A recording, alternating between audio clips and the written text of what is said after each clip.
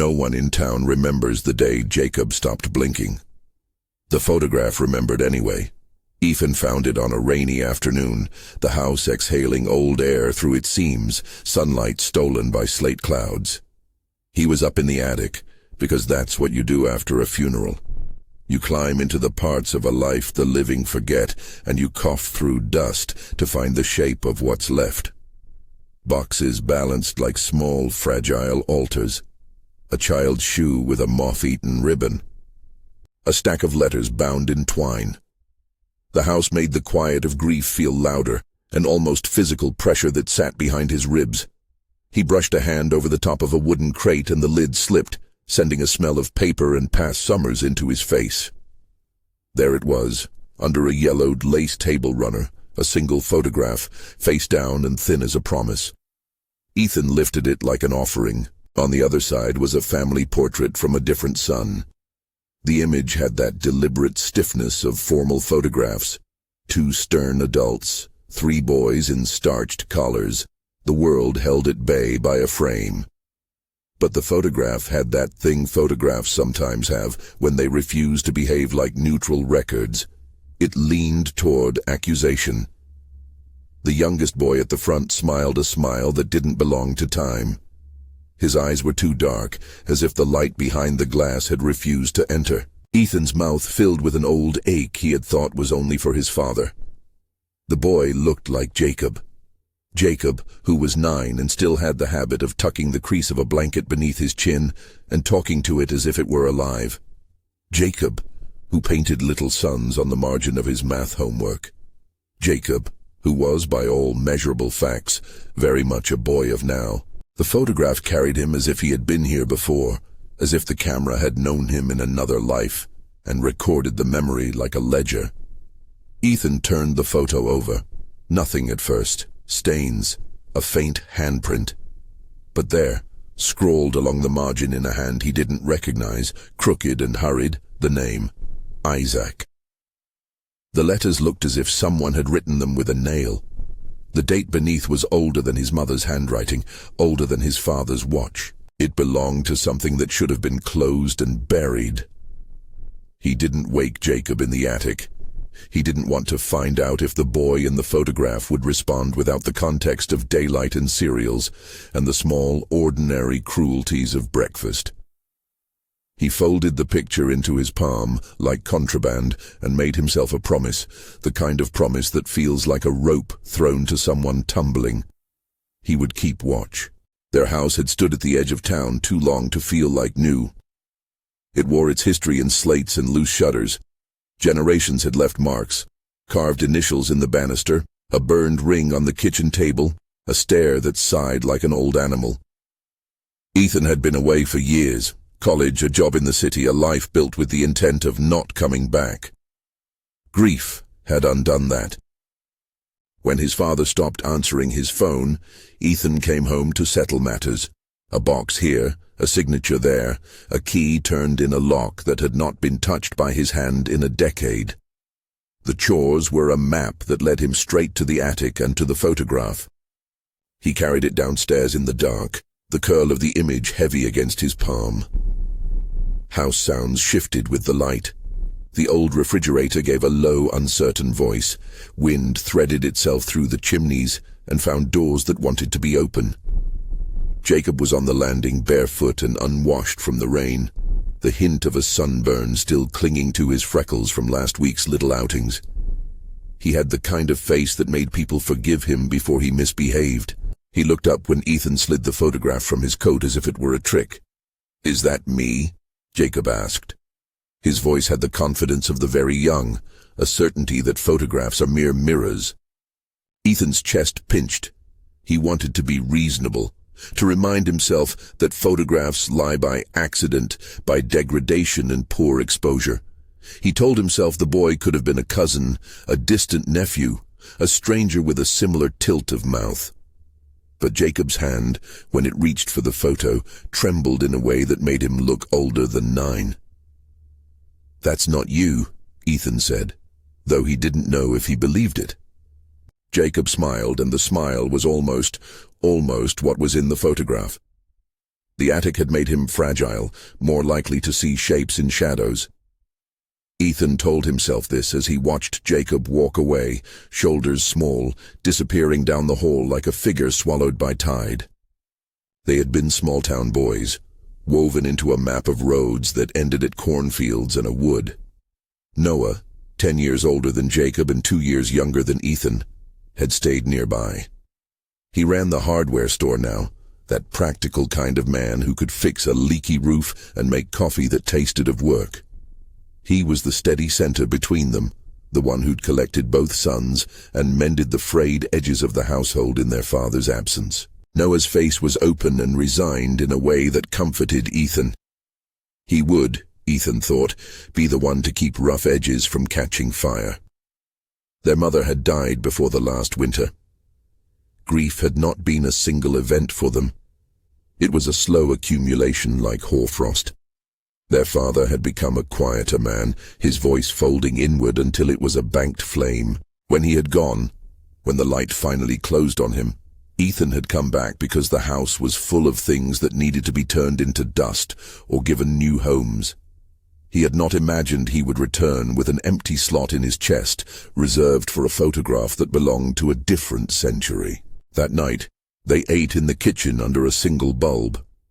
Rain on the panes made a sound like fingers tapping, impatient and thin.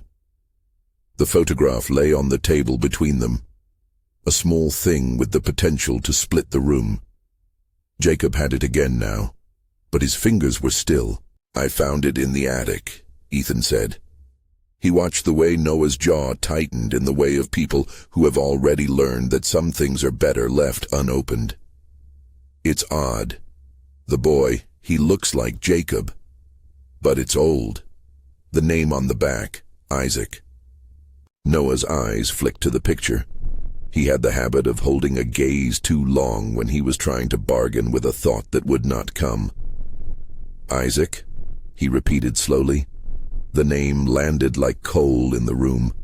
It warmed nothing and yet left a mark.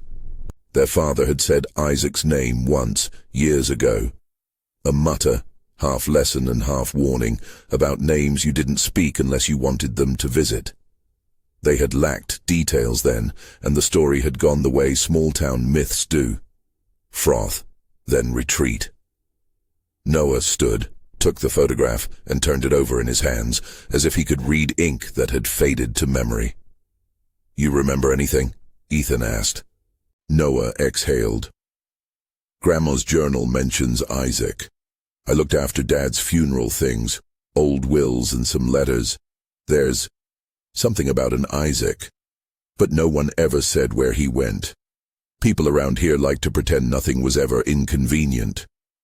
Mrs. Waverley insisted on giving them a tray of oatmeal cookies the next afternoon. She lived 2 doors down in a house that watched the road like a sentinel. She was that kind of neighbor who had been everywhere and seen everything, her hair a white crown, her hands always dusted in flour or tea. She left the cookies on the porch with a note folded beneath. "For the boys. Eat while the rain is soft." Ethan had the uncomfortable habit of distrusting comfort. He opened the door, took a cookie, and watched Jacob take one too. The boy's fingers left a smear of jam on the lace doily, a bright red stain on white that looked like a punctuation mark. Mrs. Waverley came over right after, her boots trailing a line of damp through their hallway. Her presence was a reminder of a town that made history personal. If you didn't ask, she would fill the silence with the stories she'd hoarded. She set her bag down, sat and folded her knees like an old chair. "You boys are not the first to find a thing that remembers," she said, and the way she said remembered made both Noah and Ethan frown. "That house has always had a long shadow. My mother used to say the boundary between what we think of as home and the woods tends to leak in those old places."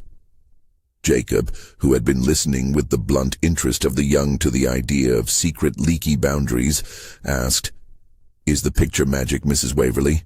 Her mouth pinched, and for a moment she seemed younger. "Magic is a useful word for a child," she said. "For the rest of us, it's history trying to be more than a list of dates. But there were children once who played too long in the clearing. Disappearances. People say it was wolves or men. Some say it was something else. She tapped the cookie plate. I'm telling a story, that's all. But keep an eye on little Jacob, boy. Keep an eye. The warning landed gentler than either brother expected, and harder for its casualness. They tried to laugh it off. They ate the cookies and stored the remainder in a tin that clanged when Noah shut it. Jacob's behavior shifted as if some current had altered him. It was small at first. He would pause in the middle of play and turn his head toward a corner of the room where nothing existed but the wall. He hummed to himself, a low tunelessness that sounded like the throat clear of someone halfway remembering a dream. His eyes, Ethan hated to say it but could not stop noticing, seemed to hold more distance, like someone who carried a secret balcony where he stood looking out, but never invited anyone up. One afternoon, Ethan found him standing in the yard at dusk, staring into the woodline. The trees were a rigid row of black teeth against the failing light.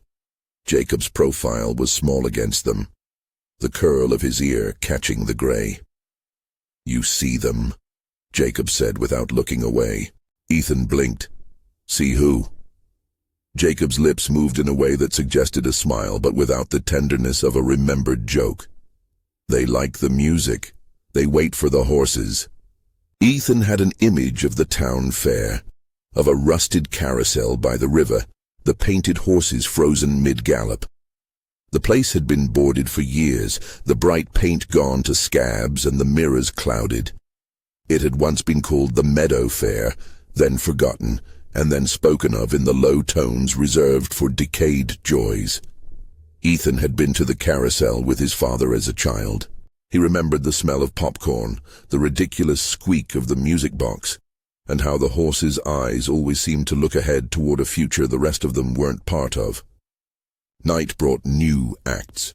Jacob would wake at odd hours and wander the hallway. Once Ethan found him at the base of the staircase, lying on his back and looking up at the ceiling, saying, "He can't see me from there." Ethan touched Jacob's shoulder and the boy shuddered as if cold water had taken him. He had been smiling, but the smile broke like cracked glass. Ethan felt a surge of protectiveness that was old and simple as blood.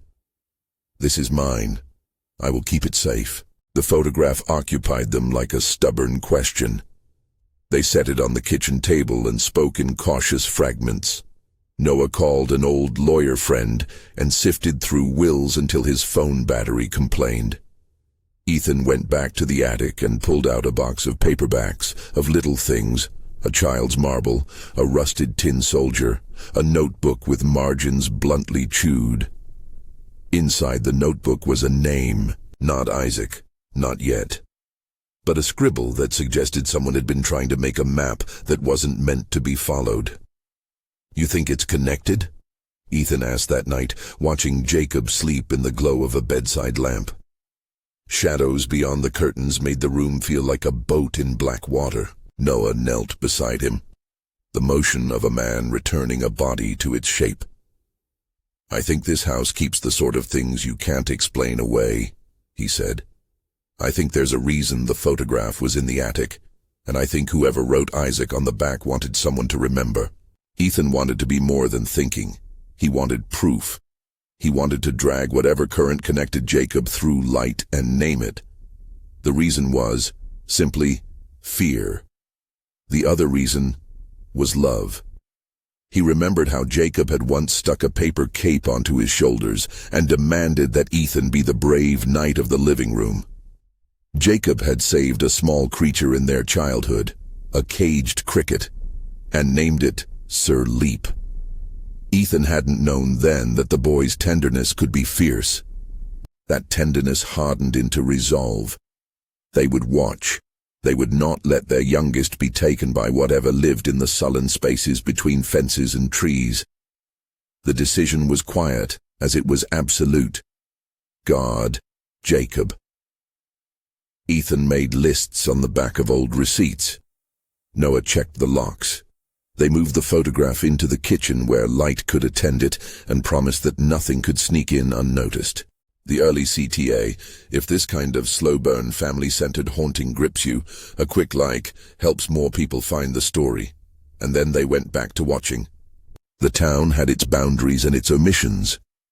Beyond the last streetlight, the world softened into a line of trees that bent the wind into strange shapes.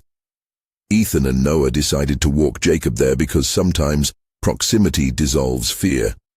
If you see the dark up close enough to name it, it loses power. The sky on the day they chose was an iron thing, low and threatening. Rain had already stitched the air. They passed the hardware store on their way out of town. Noah's friend waved but didn't stop them. Children on the sidewalks had cleaned the sight of the men with a curiosity that made their faces older. The road narrowed, and the houses thinned until fences fell away, and the breath of the woods met them, like breath returned to a long, closed throat. Woods always start the same. A fringe of light, and then a sudden seam where birds fall quiet. The first sound there was the exhale of the trees. Leaves rubbed together like cloth. The path went from firm dirt to a soft carpet of rot and pine. Sunlight, where it mattered, splayed itself in thin hands across the ground. The air smelled like green things and water and old secrets. They walked for a while without speaking, each man caught in his own memory. Ethan remembering a child's fall from a low branch and the way their father had wrenched him up. Noah remembering the night he and Ethan kept watch over the house while their parents argued. Jacob walked with his chin lifted, scanning the trunks as if they were shelves of books he intended to read. At the heart of the woods, the trees opened like a slow, reluctant mouth. The clearing was a small green amphitheater ringed with birch, and in the center stood the carousel, or what remained of it, a skeleton of horses that had been painted with an artist's cruelty long ago. Its poles were fluted and rusted.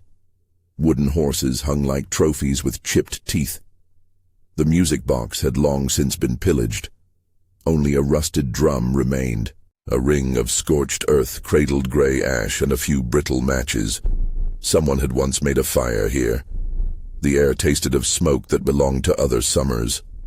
Ethan felt the blood go cold in the way that comes from memory and present colliding. He remembered the carousel from his childhood, how the platform spun, and children shrieked with the vertigo of being briefly let loose. The horses had been painted bright, cobalt, lemon, a ridiculous pink. Now they were the color of old bones. The clearing whispered like a voice speaking low and close in another tongue. Jacob moved forward without the stumble of youth. He placed a small hand on a horse's flank and made a sound, like the intake before a song.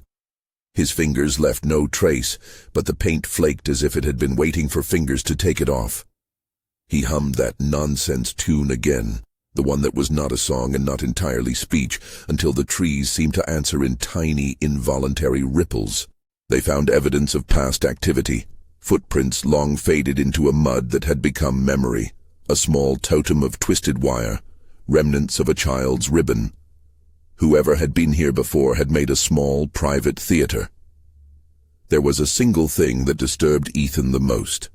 The faint impression of a heel mark pressed into the dirt, as if someone small had stood at the very center and spun in place until the world blurred. Noah crouched and put his hand near the mark. He frowned.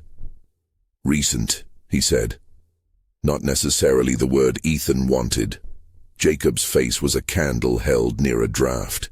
He was quiet, his mouth working on some invisible edge, and every so often his pupils would register too much light or too little. Once he looked at Ethan and spoke in a voice not entirely his own. "They remember the horses. They remember Isaac." Ethan's throat closed. He had not told Jacob the name. He had not whispered Isaac into sleep or into the small private spaces where children keep only their most treasured fears. Where had Jacob heard it? How had the photograph put a name into the air and made the boy pronounce it like prophecy? They left the clearing with the taste of ash and old sugar on their tongues. The photograph burned like an ember in Ethan's pocket. He slid it out and looked at it again under the gray of the afternoon. the boy in the image seeming to press forwards, as if hearing the same song the trees hummed. On the back, the letters of Isaac stood like a challenge. He could not read them and feel anything other than the sense that the house had been keeping an account and that the page was not yet closed. They tried, in the days that followed, to keep the world small. Noah checked the locks and made light of setting a routine. He installed motion lights along the path, cheap beacons that blinked the way a town makes itself brave. Ethan sat up at night and listened for the scraping of a shoe. Jacob returned to school, returned to math problems and a teacher's voice. Life, that stubborn animal, continued to push through the cracks. Yet there was a seam where the ordinary broke open and something else slipped through. A week later, Ethan found a diary in a drawer under the stairs. It was bound in cracked leather and had belonged to his grandmother, a woman who left columns of lists instead of stories. The handwriting inside was small and impatient, like someone trying to outrun the flow of thought. He opened it by habit, looking for addresses or inventories, but what he found was a map of memories that had been written as an argument with the past. Entries were fragmentary. A sentence began and stopped. Names erupted without explanation. Then, one page, middle of the book, a block of writing that bent like a river. He came to the clearing on a Wednesday. The horses were singing. He said his name loudly so the trees would learn it, and they did. It is not right for children to be taught the hush. We promised, and then someone broke the promise. Ethan's fist closed on the page. The word promise looked more like a plea than an obligation. He read on, and on the margin he found a notation in a different hand, annotations that had been added later, sharper and angrier. Isaac, name of boy taken from our line. He was small. He loved the carousel. We told ourselves stories to keep him safe. We failed. The entry did not resolve.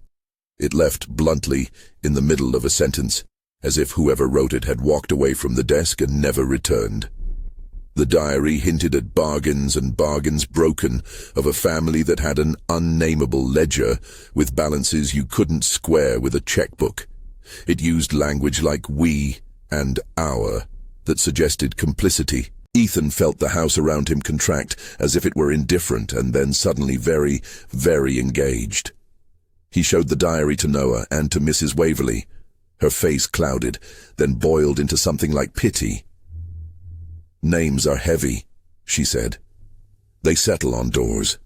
You can't undo what was written simply by saying it wasn't true. Jacob began to sleepwalk more increasingly. Sometimes he would come to the kitchen at night and stand by the window, watching the tree line as if waiting for someone to return from a long walk. When Ethan touched his shoulder to guide him back to bed, Jacob would say, never blinking, "He is here in the photograph." Ethan started to have dreams that made the house feel small and claustrophobic. He would stand before an endless wall of photographs, each one a different face, each one smiling and each pair of eyes empty. He would want to step closer, to read the name on the back of each. Sometimes he could hear a music box in the distance, tinny and patient. He would wake with the taste of iron in his mouth and the echo of a child's laughter folded into silence. After the diary, the photograph felt less like an oddity and more like a summons. Even Noah, whose hands were good at mending roofs and bodies alike, stopped making jokes about old family myths.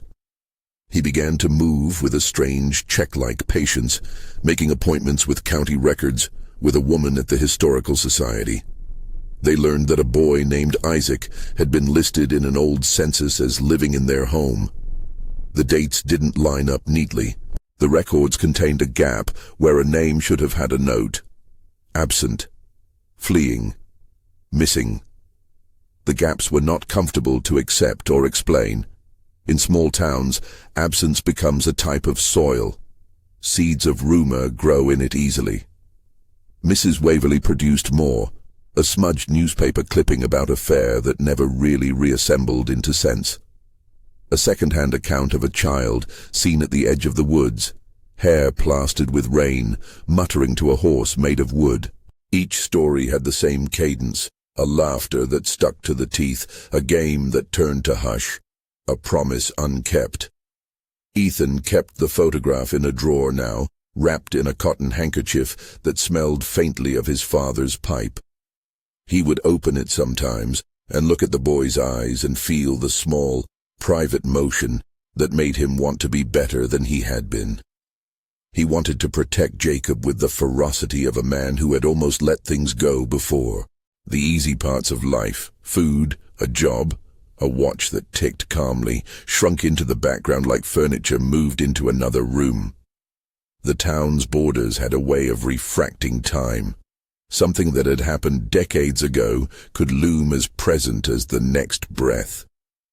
Ethan thought often of the carousel, of times when simple pleasures were permitted to be just that, before they became loci of grief. He remembered a summer when he and Noah had chased Jacob across the paint-chipped platform, their laughter loud enough to make the horses spin faster. The memory had warmth in it and a small ache.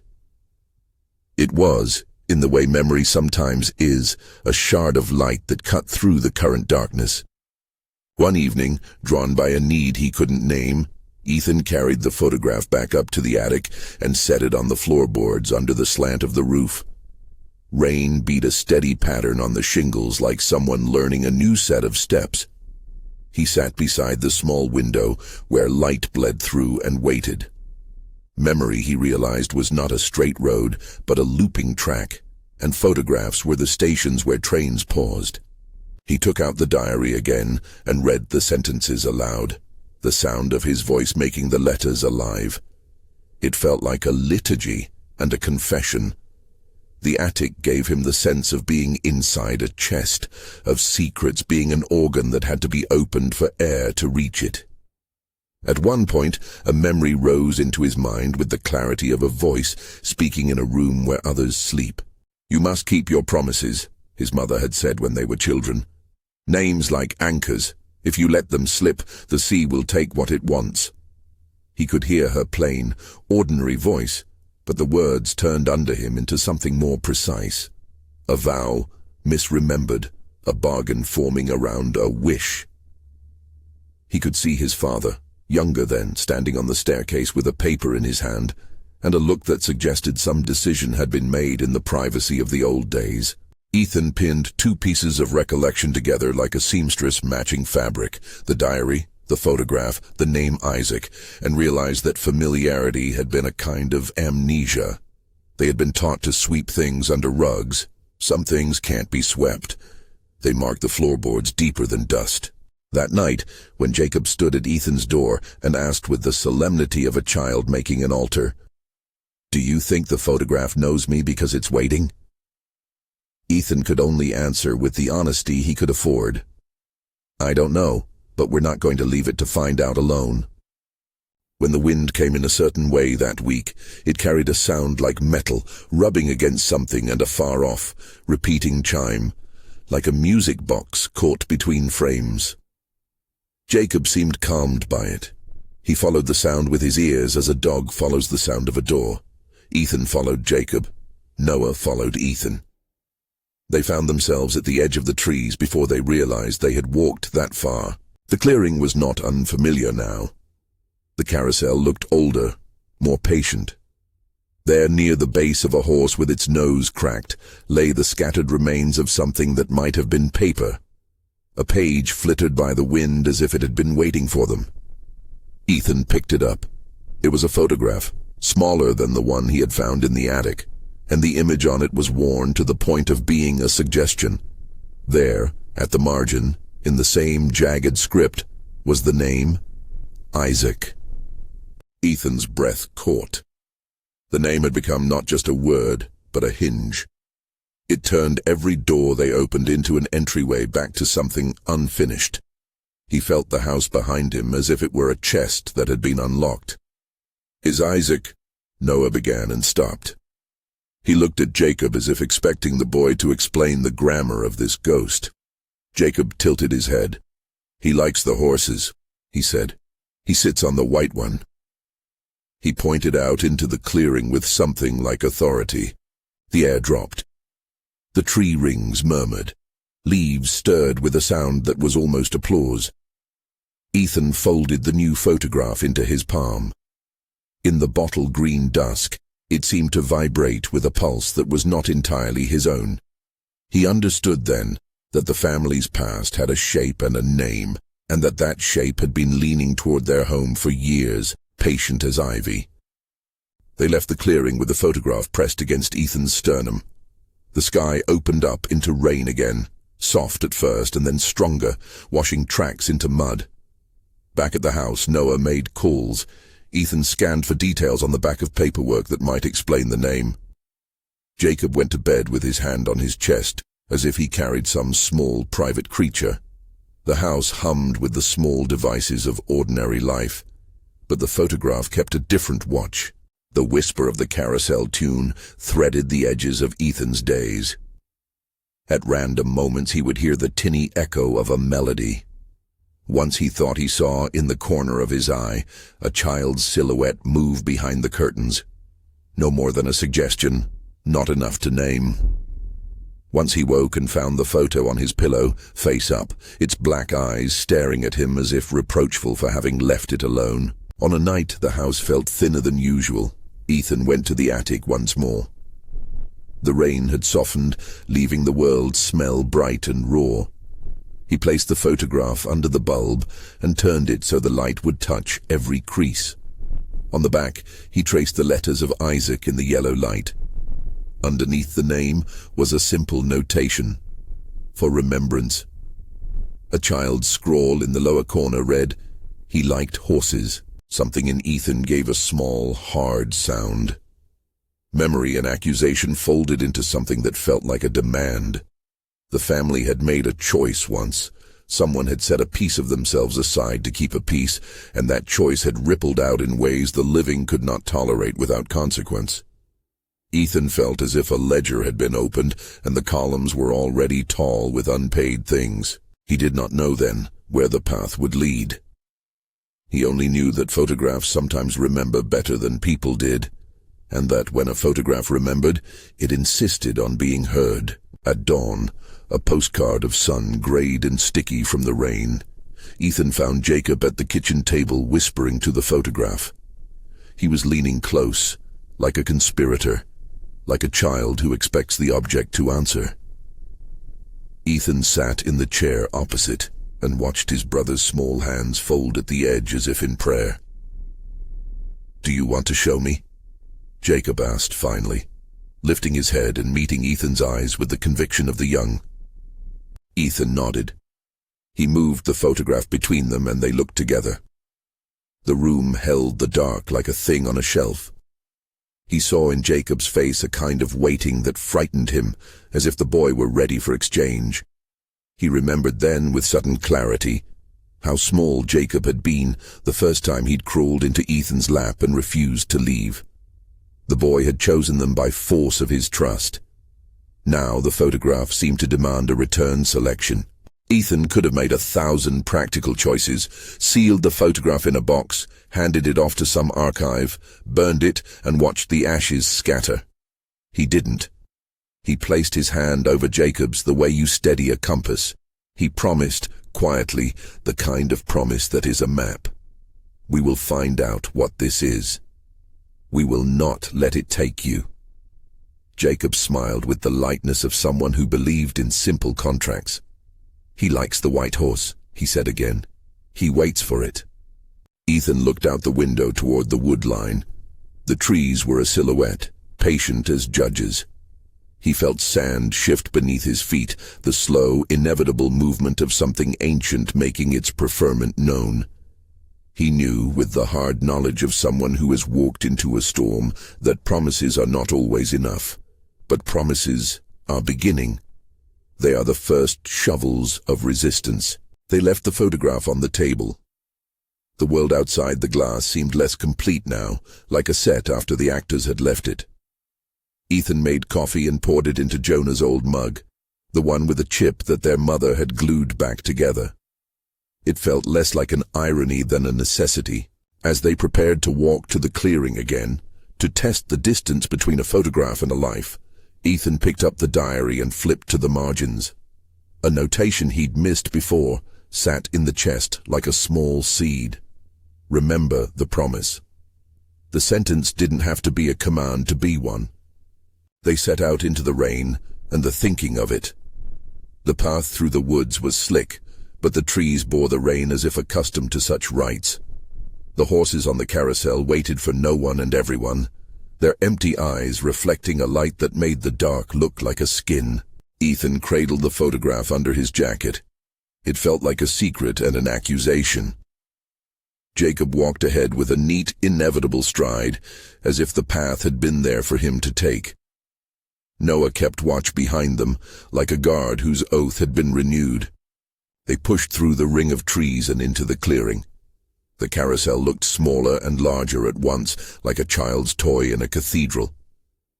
Jacob stopped, stared, and then, with the suddenness of breath, stepped onto the platform. His foot touched the wood and for a second nothing happened. Then the wind shifted and the trees leaned in. Ethan put down the photograph and took Jacob's hand. The boy's skin felt cool, as if he had been playing at water. Up close, the horse with its cracked nose was taller than Ethan remembered. Its eye had a chip of glass set where a pupil might have been. Beneath the paint, someone had carved a tiny name, Isaac. The letters worked with an intimacy that made them almost tender. Ethan's mouth went dry. The name had been everywhere, and now it was on something that belonged to a child. The carousel had kept its own ledger. They had a choice at that moment.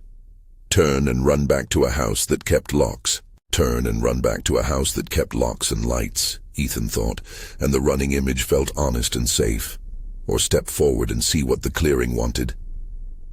He looked at Jacob, small, steady, the photograph burning under his ribs, and at Noah's set jaw. Noah did not flee. He did not move to drag Jacob back.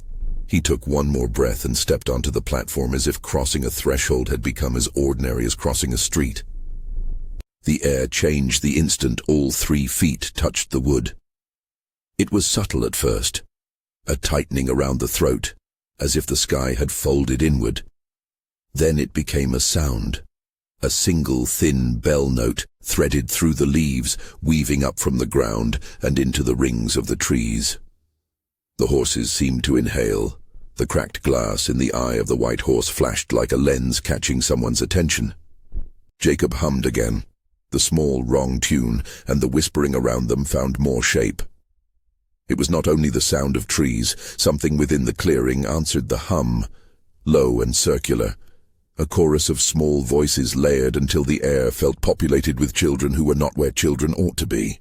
Noah laughed then, a short, sharp sound, and took a step toward Jacob as if to break the spell. The world responded by moving differently. For a breath, the sky held its color. Then the platform gave a soft, impossible lurch, like a memory pulling free of its seam. The horses swung a fraction, not enough to topple, just enough to unsettle. Jacob's hand slipped from Ethan's. Noah. Ethan reached. Noah had one step toward the center. Someone or something took him there like a tide catching a rock. It was not a pair of hands that took him. There was no arm to see. The ground beneath Noah's boots found a way to reach into the world and rearrange it. He did not scream. He only turned his face to Ethan, and for a moment the light in his eyes was all ordinary, and then it was not. He looked as if he had been translated into a different sentence. Ethan lunged. He caught at Noah's sleeve and felt fabric slip like water. He grabbed air. The platform's wood rolled like a throat swallowing. Dust rose, and the clearing blurred at the edges. Noah's mouth opened, no sound of alarm, only a breath that was inhaled by the trees themselves, and then he was gone. The moment Noah disappeared, something else arrived. A pressure at the base of Ethan's skull, like a hand. The music, the bell note, expanded into a thin, tinny carousel box that had no visible source, filling the clearing with a looping line of melody that made the hairs on Ethan's arm stand up. Jacob let out a laugh that vibrated wrong. The sound was tinted with more than boyhood. It was threaded through with echoes. Ethan fell to his knees on the platform. He pressed both palms to the wood where Noah's feet had been and tried to feel for a seam, a gap. Anything that would explain how a man could be taken from the middle of a field with no footprints left behind. The only things that touched him were wind and the residual smell of burnt sugar. "Ethan," Jacob said softly, as if the name itself were a bell to be rung in a chapel. He looked smaller than before, like the weather had found a way to fold him into paper. His pupils were wide. The whites were too bright for a child who had been awake all day. He went to see Isaac. Noah didn't, Ethan started, but the sentence dissolved before he could finish it. Noah was not in the clearing. He was not in the world that bent neatly on axes and made lists. The trees held no sign except a faint swirl in the dirt where someone might have been spun in place. Jacob stepped off the platform and walked toward the center of the clearing. The light altered around him in a way Ethan could not name. The photograph in Ethan's jacket felt hot. It pulsed under his palm. He pulled it free and held the small rectangle up between them as if it were a lantern. The image on it looked back with its dark, accusing eyes. For the first time since he had found it, Ethan felt the photograph do something active. It drew breath. "You promised," Jacob said to something only he could see. The word had the solemn cadence of a prayer or a plea. "You promised the horses." He promised. Ethan's memory of the diary rose like the smell of old paper. The fragment, "We promised." And then someone broke the promise. A ledger of favors unpaid. He realized then what the clearing took. It did not simply want bodies. It wanted remembrance. It had been fed on promises miskept, on names spoken like ropes and then ignored. He slid off the platform and followed Jacob's small steps into the center. Up close, the horse with the carved name showed its letters with a clarity almost intimate. Isaac. Each groove had been worked so often that the wood had a sheen as if someone had polished it with a thumb for years. Ethan lifted the photograph to the light. The boy's eyes seemed to thicken, to gather shadow and send it outward like a membrane flexing. He felt an answering movement inside himself, as if a child he once had been, or almost been, answered back from a place where his own name had been whispered to be kept in case of need. The clearing rearranged itself. Trees lengthened, branches lowering into curtains. The rusted drum at the carousel's center gave a clack, and the world opened like a mouth. Ethan found himself not looking at the trees, but through them, into a space that held both more and less than reality. It was as if someone had taken a room, no, several rooms, and stacked them into a corridor of pictures and memories. The space beyond the trees was the nightmare threshold everyone had told stories about without ever agreeing upon words. It tasted of iron and stale breath. The air itself seemed to hold photographs aloft like leaves, frames framing nothing, faces without voices. Ethan saw Noah's form at the far edge, turned away, stepping toward a doorway made of carousel wood. He walked as if compelled by lines in a book that had already been written. "Come," a voice said, almost beneath him, almost in his teeth. It sounded like someone reciting a child's rhyme upside down. "Round and round till the horses cease, say your name to gain release." Ethan did not recognize the cadence as his, but it sounded like vows. He gripped the photograph like an anchor and stepped through. The world folded around them. It was a labyrinth of images, an attic with more photographs leaning like gravestones, a classroom where kids' faces had been washed out to blankness, a river with small wooden horses floating like driftwood. Each image was familiar by degree, as if he had lived there once and then returned to find all the color drained.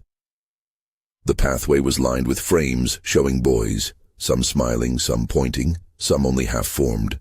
Their names scrolled beneath in handwriting that changed from neat to scratchy to frantic. Isaac's name was written and rewritten. Sometimes it was large and sure. Sometimes it was a serrated whisper. Pieces of memory rose in Ethan's mind unbidden, like flotsam. He remembered a day when his father had taken him to the fair, the sun boiling the varnish off the carousel horses, the sweet burn of cotton candy. He remembered his father promising to buy him a wooden horse of his own, and then being called away. He remembered a night when his mother had whispered to him that some things were best not kept. The fragments did not fit in a linear way. They braided. Flash. Ethan as a child, running on skinned knees. His mother's voice from then. Promise me you'll not whisper his name to careless ears. The memory felt less a recollection than a transmission. A warning delivered with the fervor of someone trying to stitch a wound before it opens. Then another flash, Noah, older, in the doorway of a borrowed room, whispering to someone who was not there. If I keep watch, you can sleep. The memory was older than the last and fresher than the next. He could feel his brother's hand on his shoulder, firm and stubborn. In the corridor of pictures a new voice rose, not human but made from the same old vowels people used to name ghosts. It spoke from the frames. We learn names so we may call. We call to return. We call to stay. The voices were many. The faces in the frames turned toward Ethan with smooth mouths and empty eyes. He reached for Noah and found him near a door carved with horses. The man's shoulders were set, his back turned as if listening to a sound on the other side. Ethan grabbed Noah's wrist. Noah did not pull away this time. He looked at Ethan, not a man taken wholly, but someone half-assembled, like a photo with the emulsion peeling. Noah began. His voice was small inside the corridor. It wants us to say it. It wants... Shut up, Ethan said, not in anger, but because the word felt like a brick and a salve both. He pressed the photograph between them and held it up like a mirror. The boy in the photo stared back, and Ethan tried to imagine that photograph as an object that did not know how to take but only to keep. He repeated, out loud, the promise he had made earlier in their kitchen, the vow that had felt like rope. I will not let it take you. The photograph quivered. The corridor vibrated with a song that had no beginning. The door Noah had been drawn to trembled. The horse-carved wood flared with a faint light, as if it had been fed lantern oil, meant for the hours between midnight and dawn. From somewhere else in the corridor came a sound like metal on glass. A child's laughter that was not entirely human, and something like the creak of a music box. Ethan pressed further. He used the photograph as if it were an instruction he could read, not to summon, but to confront. He remembered the diary phrase, names are heavy. They settle on doors, and spoke against the weight. Isaac, he said, the name rolling from his mouth with the bitterness of someone who has swallowed a lie. The corridor shifted. For a moment, the frames flared like waking things, and in that flare Ethan saw a boy who had been loved and then erased. He saw Isaac as not an entity, but a child who had been remade by absence. When the name left Ethan's mouth, something inside the corridor recognized a ledger item being read aloud. The faces in the frames leaned forward, urgent. A figure stepped from between two portraits. It wore the silhouette of a man and the details of a child. It was the shape of Isaac reassembled into form, taller than a boy, smaller than a man, stitched from longing. Its mouth opened like a door. The figure's eyes were not empty. They were pools with reflective glass. It tilted its head, as one does when hearing a familiar lullaby in an unfamiliar key. So you learned to say the name, it said. Its voice was a choir of small things. They kept me well named. They kept me present. They traded coin for sleep. Ethan's heart punched against his ribs. He thought of the diary's lines, of bargains whispered, and the way a house holds its debts. Isaac, standing there, was not only a boy stolen by time. He was a covenant made flesh and resentment, made hunger, when the ledger had not been balanced with more care than words. "You took Noah," Ethan said, although his words felt thin.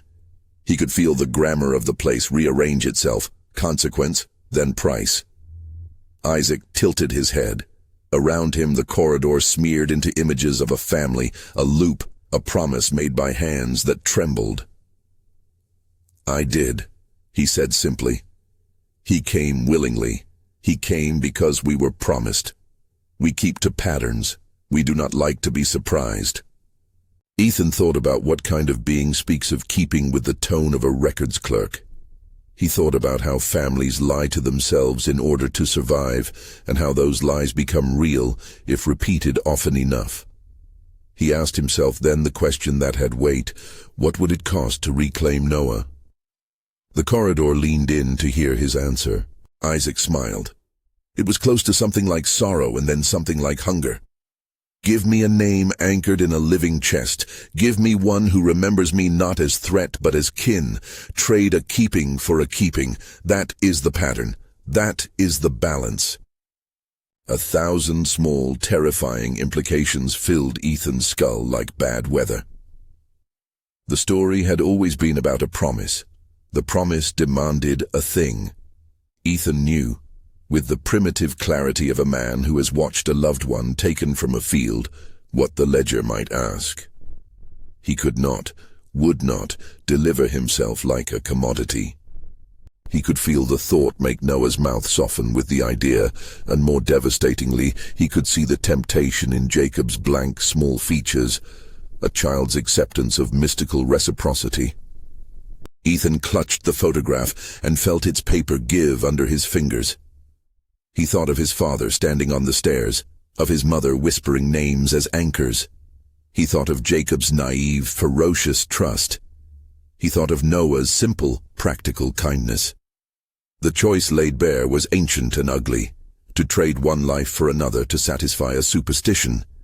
He felt old lines of guilt pull at him, the kind developed in households where the quiet keeps score. He answered, but not in the ledger's terms. "You can't take another," he said, his voice rough. "You can't demand that of us." The photograph trembled and warmed under his palm as if his words had fed it. "You will not have Noah." Isaac cocked its head. The corridor's air tightened into a thin wire. "Then name one of you as mine," it said. "I will be anchored. I will stop taking. Trade a remembering for a staying." The choice laid itself out like a knife. Ethan thought of promising to trade his own body.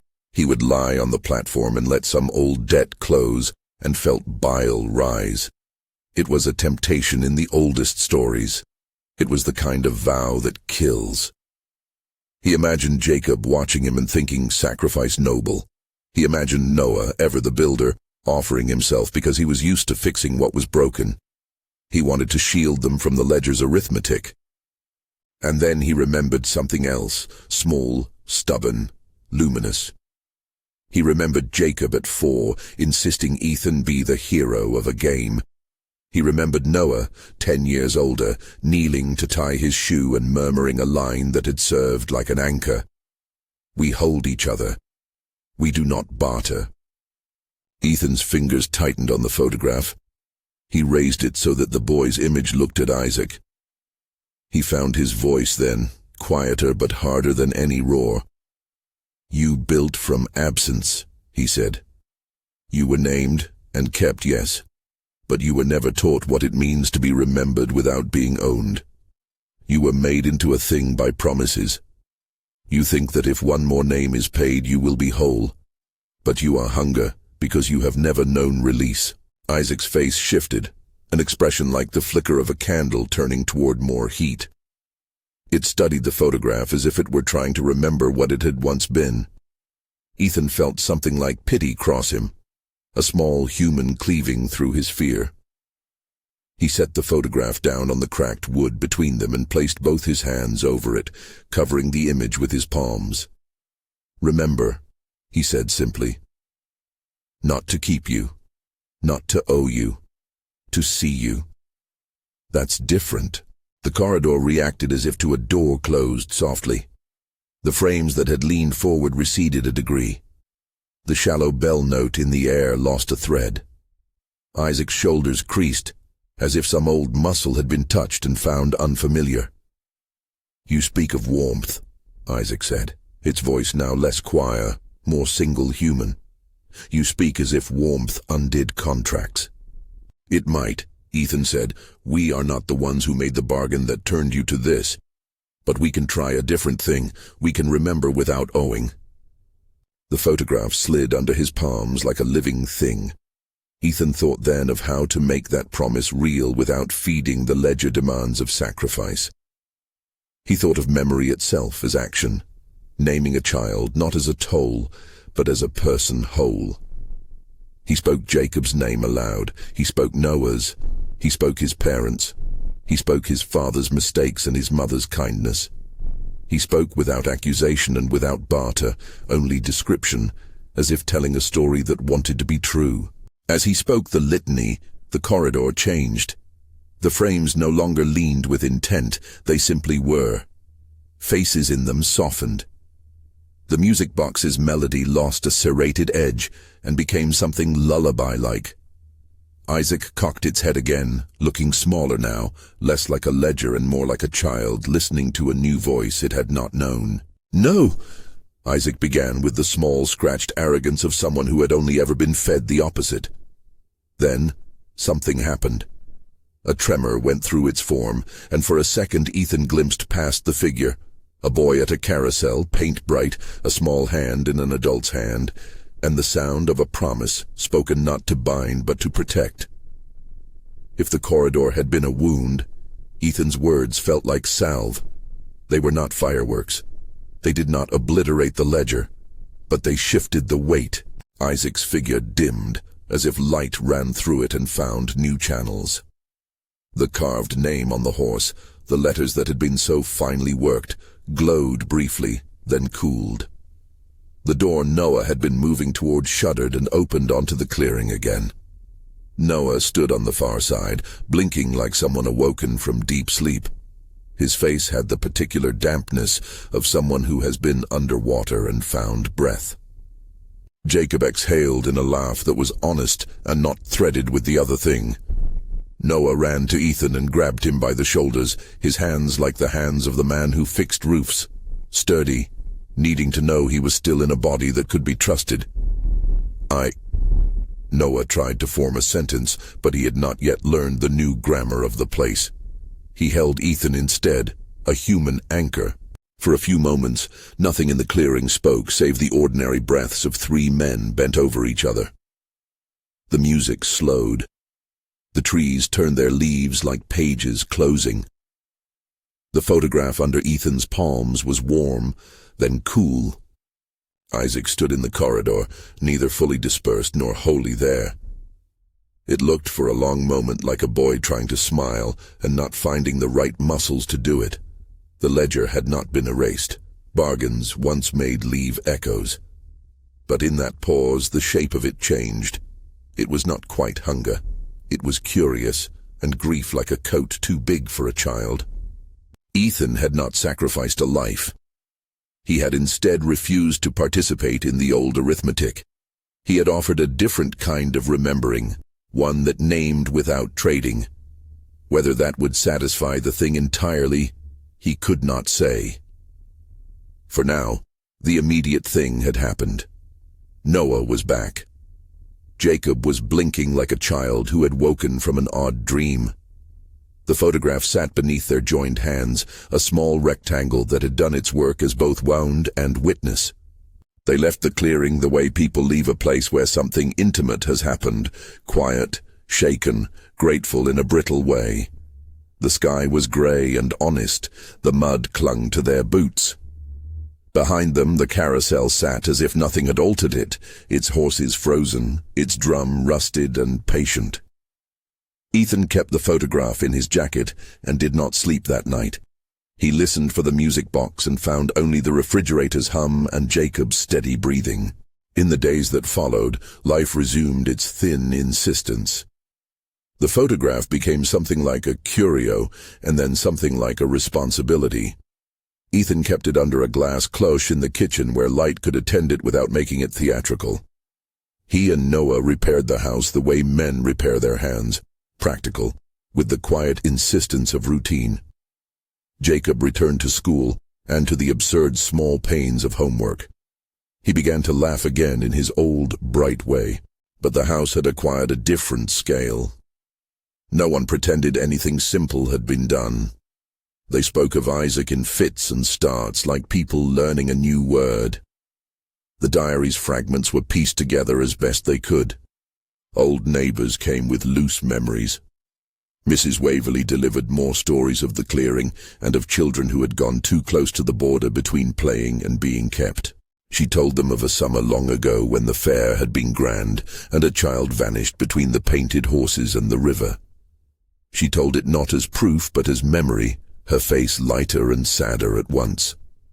One afternoon, Mrs. Waverley brought out a box. Inside were postcards and a folded ribbon and a photograph of a fair in brighter days. "I kept these for no good reason," she said, laying them on the table like small absolutions. "Sometimes you hold on to things because they are all you have left of a time." She watched Jacob and Ethan with a look that was not pity but something steadier. "Promises are strange," she said, tapping the box with a finger that had served years of small negotiations. "They can save you. They can take you. Keep your promises the way you keep a watchful eye." Ethan made a habit of going to the attic at odd hours. He sat under the slanting window and read the diary until its handwriting began to blend with his own. The entry suggested a lineage where, decades ago, a grief had been made into law. A child disappeared. Someone swore to keep a memory in exchange for the safety of others. The family had buried the story by making it into routine. Speak Isaac's name, and be safe. Over the years, the contract changed shape into hunger, because remembering had become owing. Ethan wondered how common that pattern was, how often attempts to control fate become prisons for the living. He wrote in the margin of the diary, "We will remember, but we will not trade." He left the note like a small marker in a book. Noah found him there and sat beside him without comment. For the first time in a long while, the house felt open to being mended. There were nights, however, when the photograph felt heavier than others. Once, weeks later, Jacob came to Ethan and set a small paper horse on the kitchen table. It was clumsy and beautiful, folded with the tender concentration of a small child, making a thing for a person they loved. There was paint on his fingers and glitter that caught the light like promises. He looked at Ethan with the solemnity of children who perform rituals of their own. "He said he liked the white one," Jacob said. And then, because childhood is the place where memory can be kept without damage, he grinned. "I made him a friend." Ethan placed his palm over the paper horse and felt a lightness there that had not been remotely possible in the clearing. He thought of Isaac not as a monster now, but as a child with too many names and not enough caretakers. He decided, with a determination that was quiet as masonry, that the household would keep things differently. They would not turn a kid into a talisman. They would not pretend reparations could be paid by subtraction. They would tell the truth, clumsy and imperfect, and hold each other. The healing was not dramatic. Noah healed in the small, threaded ways men do. He slept without waking at odd hours. He laughed and rebuilt a porch step. Jacob returned to the simple rites of childhood. Scraped knees, sunburns, arguments about whose turn it was to pick the movie. Ethan found himself able to breathe in rooms that had recently been too tight. The photograph remained under glass, sometimes spinning faintly in the light, as if it still remembered how to breathe on its own. But the world never wholly returned to its old, untroubled tone. Photographs kept their own small agency. Once Ethan found the image face down in the hallway, though he had left it upright. Once, while he was at work in the attic, the faintest echo of the carousel tune threaded through the house like wind. Once, late at night, the photograph seemed to show Jacob's eyes different, less accusatory and more like someone who had been seen. Ethan learned to live with the small, uneasy things.